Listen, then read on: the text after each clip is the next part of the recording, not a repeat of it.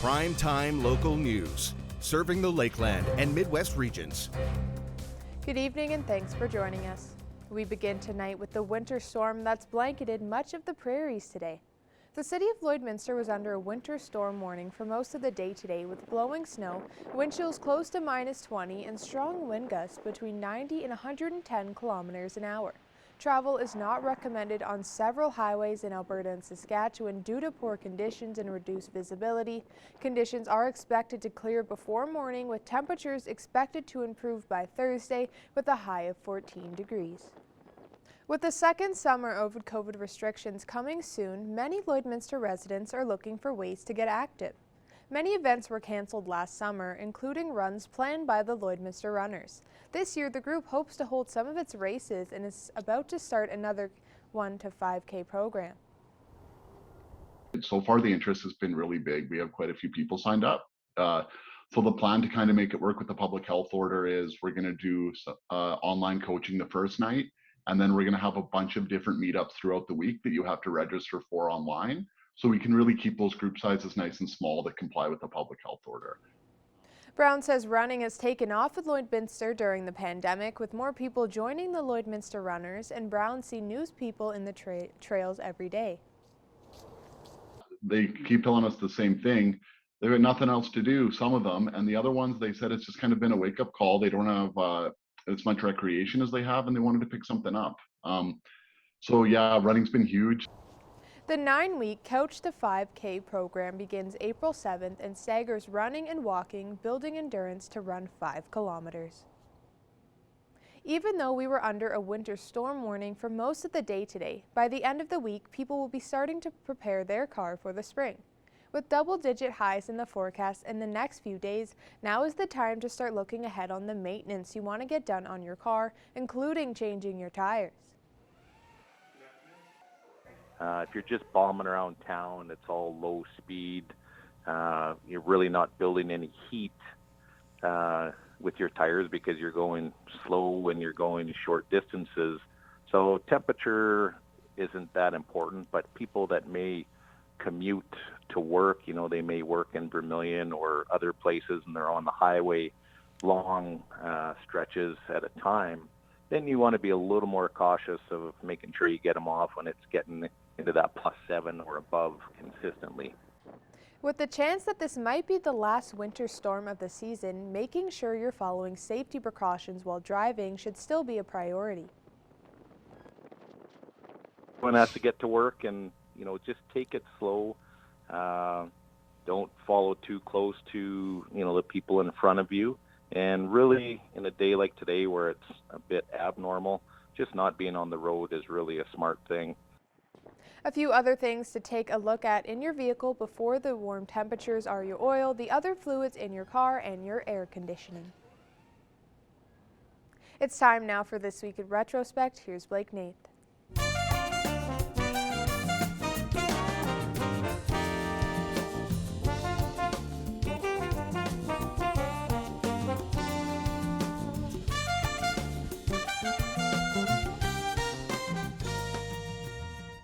This week in retrospect. Back in '96, a furry hitchhiker rode all the way from Manitoba to Alberta before stopping for a break in the border city. Yeah, we were loading hay in southern Manitoba, and their dogs down there chased this raccoon and put it underneath a trailer, and we didn't think nothing of it, but I told Darwin, my driver, I said, "You're going to take a raccoon back to Alberta." And that's exactly what happened. And the next morning when we pulled into the yard, Darwin had got to my place before I did, and I pulled in at 8 in the morning, and I looked over in the trees by the shop, and this raccoon was in a tree. Well, I put a ladder on the tree, and the higher I went on the ladder, the raccoon went higher. And so I jumped up on the shop roof and tried to get him off. He jumped to the ground then, went into an old building, and we caught him there and put him in a cage. Johnson says the whole incident is unbelievable, considering the trip from southern Manitoba, where they were picking up hay, is over 1,100 kilometers. He says it took them about 12 hours to complete the trek with a few breaks, but that didn't seem to make a difference to the raccoon. And in 2001, a brazen daytime robbery occurs at a local gas station. It's business as usual at the Shell station in the border city, but the day's routine was sharply altered when the Weaver Park gas bar was held up. This morning at approximately or shortly after 7 a.m. we received a call from a gas station over in the east end of town on 44th Street that a robbery had taken place.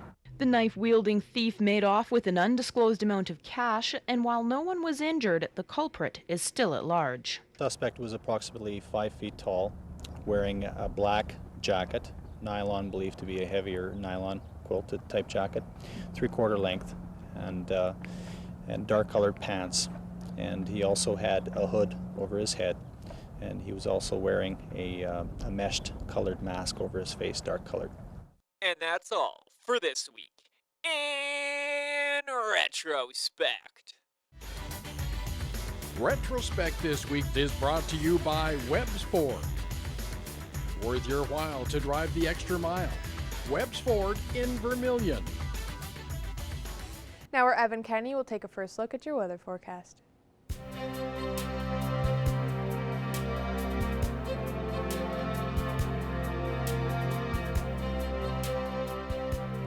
Thanks, Jasmine. Taking a look now at your evening forecast. Currently -8 here in Lloydminster, but of course that wind is blowing like it has been all day, feeling closer to -20. Really throughout this entire day, who could really tell because of that wind blowing that snow around when it did start and stop snowing. It's kind of been a scatter of flurries ever since last night here in Lloydminster, getting about 2 centimeters of snow throughout the day, and that will continue on as we go. Taking a look first at some temperatures from around the region. It's also -8 down in Provost, -9 in Wainwright, Vegreville, Marwayne, St. Paul, as well as in Cold Lake and Lac La Biche, -7 in Bonnyville and Edmonton, and I forgot there, -8 down in Vermilion. Now taking a look at the Saskatchewan side here, -8 in Macklin as well as in Meadow Lake and Green Lake, -9 in Pierceland and Isle of Cross, then -7 in Maidstone, St. Walburg, and -6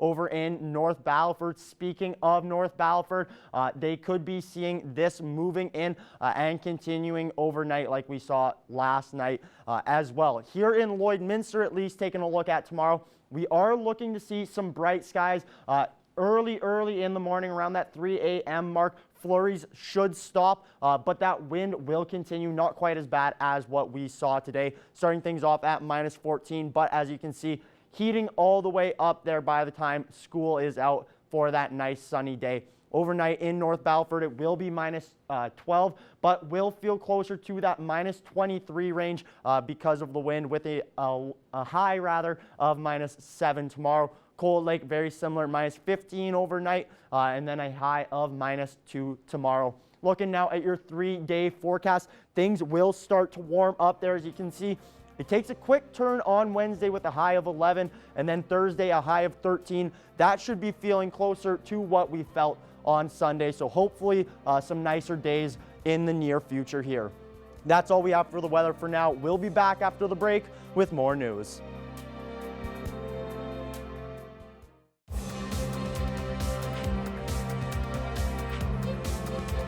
The NCAA's March Madness continues to go through the rounds ahead of the championship April 5th. As the tournament rolls along, Eric Bay joins myself to break down some of the upcoming games. Well, this past weekend in the NCAA was the Sweet 16 round of March Madness. This coming up tonight as well, tomorrow, Monday and Tuesday nights, here is the Elite Eight. Joining me today to break all of these games down is Eric Bay. Eric, thanks for taking this time. Yeah, March Madness has really lived up to its name, and expect that to continue here as we close out this tournament. Yeah, Eric, we've seen a ton of upsets already throughout the last couple of weeks, but one thing we haven't seen is a lot of #1 teams knocked out. Right now in this Elite Eight matchups, there are 3 #1 seeds going into these games. I mean, just first and foremost, Eric, is it pretty difficult in these scenarios to bet against those #1 seeds?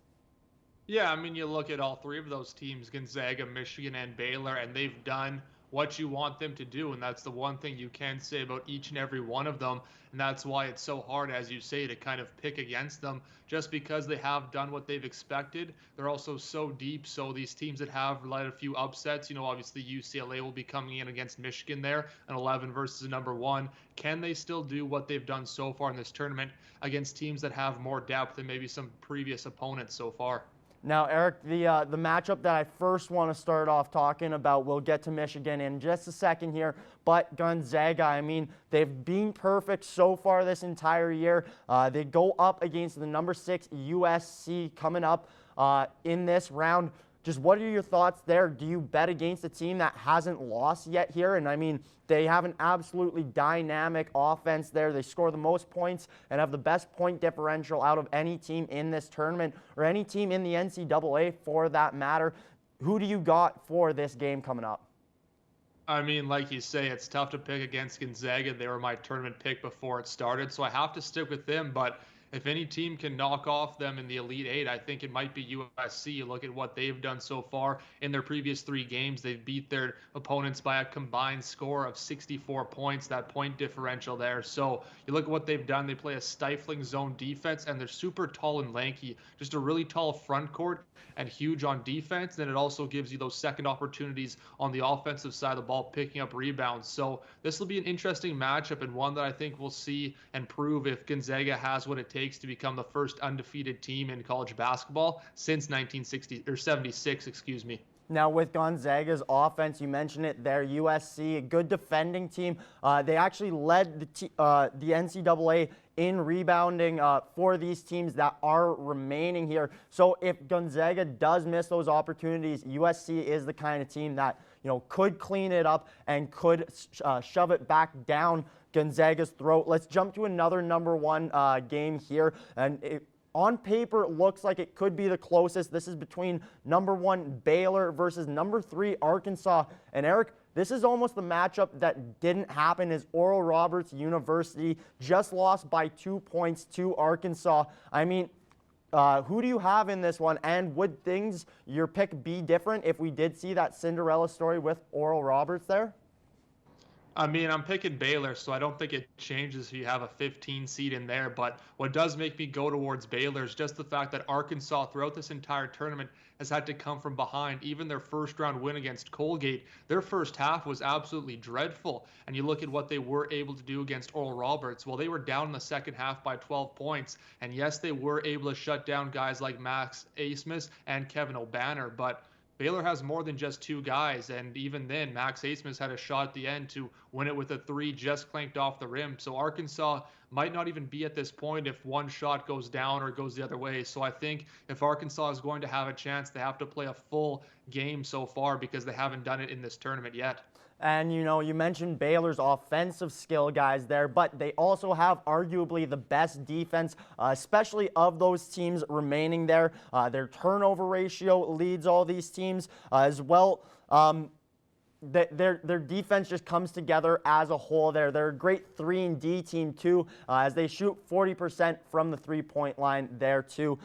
Final note here, Eric, you mentioned it. Michigan plays number 11 UCLA. Do you see UCLA's Cinderella story continuing here quickly? Again, like you said earlier, tough to pick against the 1, so I don't think so. But this might be one of the hotter teams, along with Oregon State, still left in the tournament. So who knows? All it takes is a hot hand. So it should be a close one and an exciting one. Exactly. One game is all you need when it does come down to this tournament. Like I said, Monday and Tuesday nights are games here for the Elite Eight. The Final Four takes part on Saturday before Monday's championship round. Eric, thank you for taking this time and joining me. Yep, should be an exciting run here to the Final Four.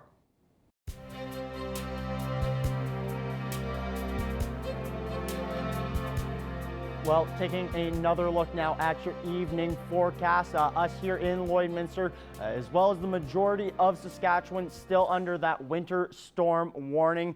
Currently -9 here in Lloydminster, with that wind chill feeling closer to -20 or -21 there. As well, -9 in Cold Lake, then -7 in Athabasca and in Whitecourt, -5 in Red Deer and Edmonton, as well as in Rocky Mountain House, -6 in Edson, and -4 over in Jasper. Taking a look at the Saskatchewan side here now, -6 in North Battleford as well as in Melfort, -7 down in Saskatoon, -5 in Prince Albert, and -8 over in Meadow Lake. As we move up north now, -8 in Flin Flon and in La Ronge, -11 in Buffalo Narrows, La Loche, and Stony Rapids, -10 in South End, and -12 over in Wollaston Lake. As we move over to northern Alberta here now, -5 over in Grand Prairie, -7 in Slave Lake, -6 in Peace River, 19 degrees. Our screen might be having a little bit of a mix up there in Fort McMurray, -11 in High Level, and -13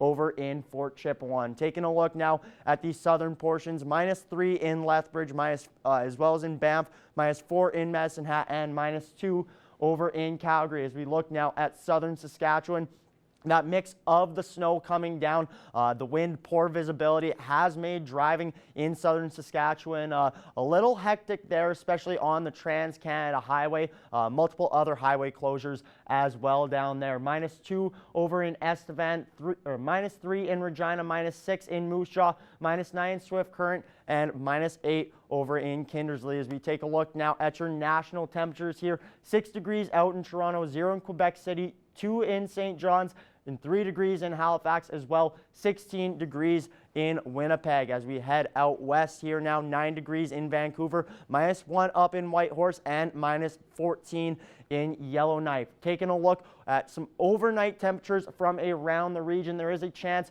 we could see some on and off flurries going till about 3 a.m. tomorrow morning. For those temperatures hovering right around that -12 range there, with the wind chill overnight will feel closer to about -23 there.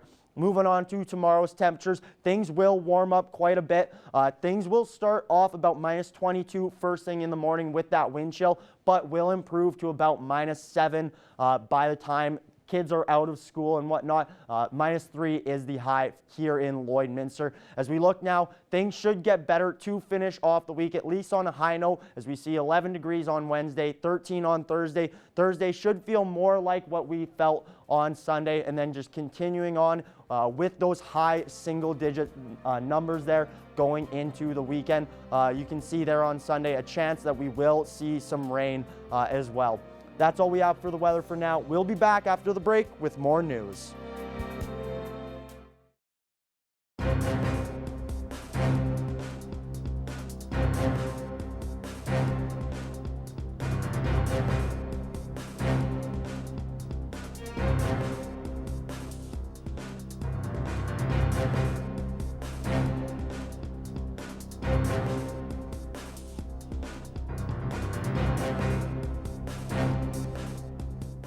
I'm joined here with Nancy Hippie, the owner of the Pet Pad here in Lloydminster. Can you tell us more on what you've been nominated for?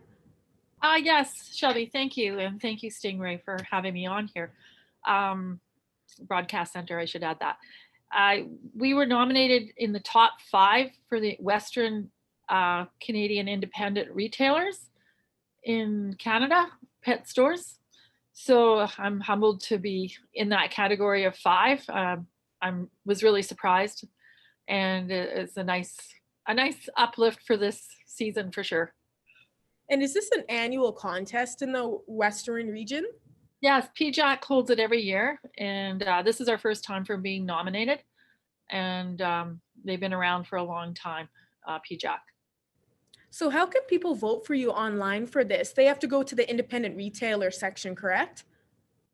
I believe there's a connection on our Facebook, and they just follow the links there. But if you just wanted to vote yourself, you can go to PJAC Canada and then go down to the voting. It categorizes itself on the PJAC website. So that's all you have to do is just vote on their site or go on our Facebook and we'll link you up. And can you give a little history on how you started the Pet Pad here in Lloydminster?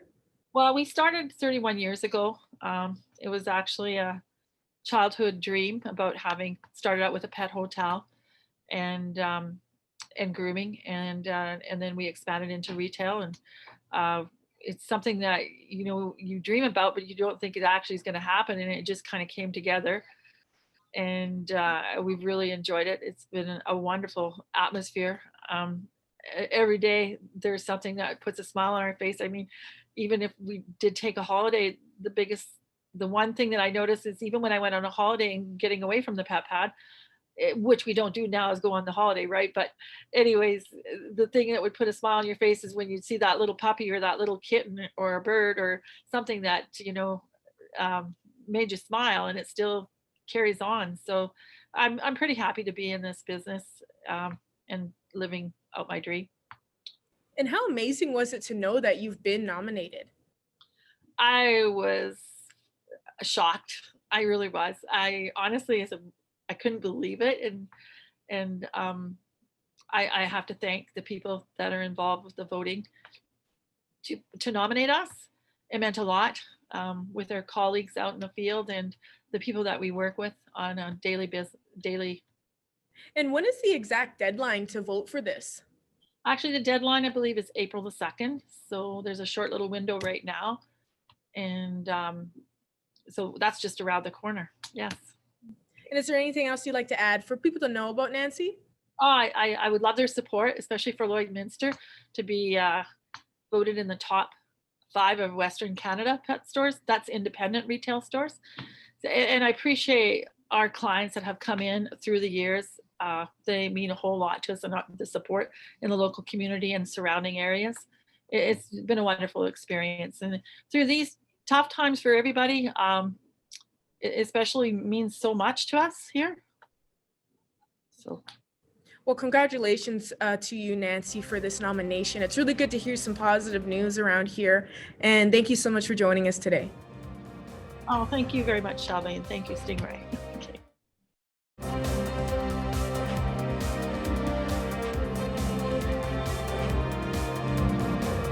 Joining me today from the John Humphrey Center for Peace and Human Rights is Renee Vaugeois, and she's here to talk about an upcoming webinar series titled Responding to Hate, Racism, and Discrimination that's putting focus on St. Paul and its surrounding area. Thanks so much for joining me, Renee. My pleasure. Thanks for having me. So to kick things off, can you just talk about the John Humphrey Center's ties to St. Paul, as well as how this webinar series is going to work? Oh my goodness, the relationship with St. Paul goes back many, many years. I think to like 2008 was the first time we started working with the Friendship Center Manawanis out in St. Paul. And that all started, back in 2008, was all about just like trying to bring the non-Indigenous, Indigenous community together to have some like honest, open conversations. That was a really challenging and kind of a bit heart-wrenching effort at the time, but we've continued to stay working with Manawanis over these years. We've planned like a regional gathering of youth from across Canada in St. Paul one time to really look at the history of St. Paul and dig into that and understand like the racism.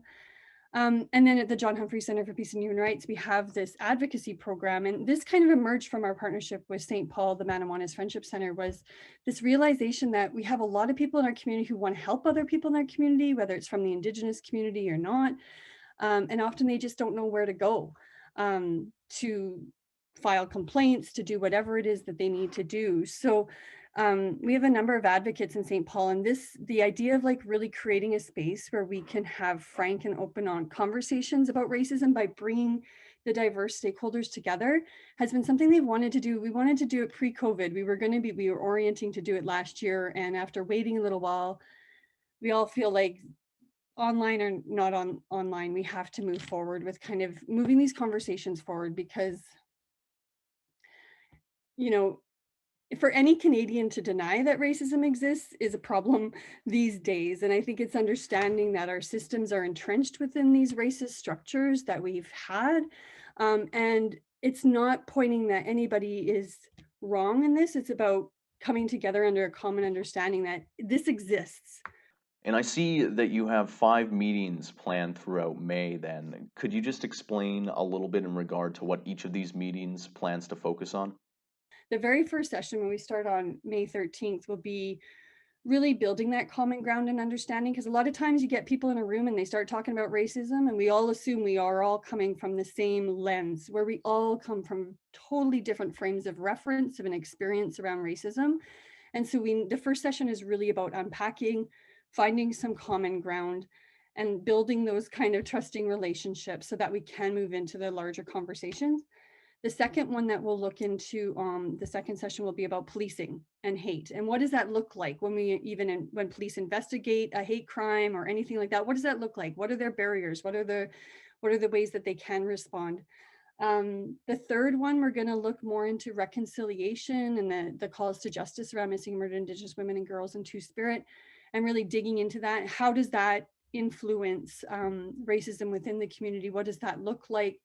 And really kind of grounding there and centering on the Indigenous experience. Not that, I think when we center on the Indigenous experience as the first peoples of this land, that will ripple out to other communities who experience hate. Then we're going to move into talking about like different responses. How do we respond to hate? If it's not a hate crime, if it doesn't cross that threshold where it's a hate crime, what are those ways that we can respond?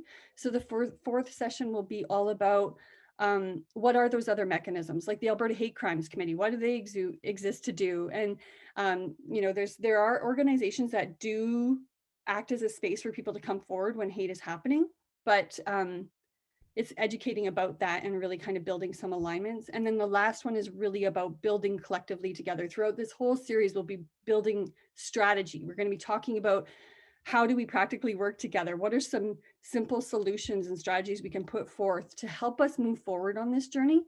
So we'll really walk out of there with some ideas of who's doing what, roles and responsibilities. How do we respond? Like when something happens, how do we respond collectively and know about it and support each other and move across our silos in many ways? So we piloted this kind of series in Edmonton last year, pre-COVID, and it resulted in a lot of healing and building of relations. And I find in Edmonton, we are working better to respond. And there have been a number of racist incidents in Edmonton recently, women being attacked and assaulted, for example, for their background and for their religion.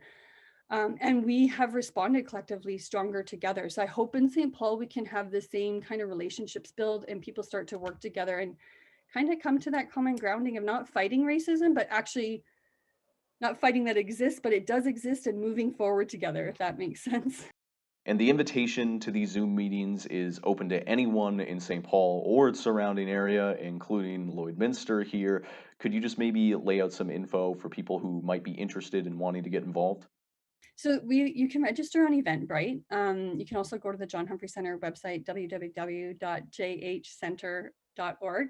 And yeah, it's open to everyone. I think the most beautiful dialogues are the ones where you have the real range of folks that represent different backgrounds and experiences come together. So we're going to target, getting the RCMP out and people from the justice system and stuff, but we also want the general community who's impacted. Not only who's impacted, but it might be the average settler who just wants to engage and learn more about how they can engage in these issues and be a constructive support in their community. Thanks so much for doing this, Renee. You're very welcome. Thanks for having me, Tate. Well, final look now at your evening forecast for this hour tomorrow in Lloydminster. We have a high of -3 degrees. Unfortunately, that is not how the day will start with that wind chill. It will feel closer to -22, and then by early afternoon, we should be up to about -7 there. As we move on now, looking at your 7-day forecast, the week should start to get nicer as we go. Wednesday and Thursday, highs of 11 and 13. That will feel closer to what we felt over this weekend, especially on Sunday there as well. For the Lloydminster area and for most of Saskatchewan, we are still under a winter storm warning.